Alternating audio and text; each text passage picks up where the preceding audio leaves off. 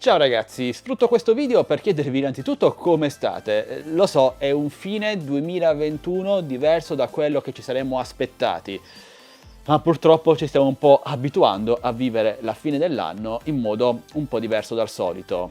E questo non è bello sicuramente. Quindi amici, come state? Io sto bene, anzi ne approfitto per chiedervi scusa se negli ultimi giorni non avete visto tanti video qui sul canale, ma mi sono preso qualche giorno di pausa. Sì, sto pubblicando però a ritmo ridotto per stare un po' con la mia famiglia, per distrarmi un attimo, quindi perdonatemi amici, a inizio anno arriveranno tanti nuovi video riguardanti droni come l'Aute di Bonanno, come il Fimix 8 SE 2022, come alcuni prodottini che mi sono stati inviati, come questa bellissima torcia della Nextool che è una cosa incredibile, questa penna che traduce roba e questo che non vi svelo cos'è, non sono auricolari ma è una figata amici. Insomma, siamo oggi al 30 dicembre, penso che il video uscirà oggi stesso e voglio augurarvi tutto quello che di bene posso darvi, quindi un buon fine anno, un buon inizio anno, un buon capodanno, un buon cenone con la vostra famiglia, da soli per chi è da solo,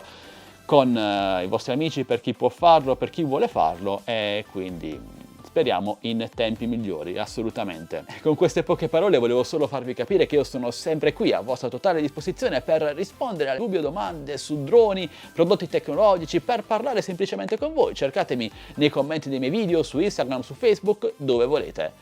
Speriamo quindi che arrivino tempi migliori, perché la situazione è un po' pesante. Io ora vi saluto, vi auguro tanto bene e noi ci vediamo al prossimo video, forse nel nuovo anno, sempre qui su Addicted to Tech. Alla prossima, ciao ragazzi!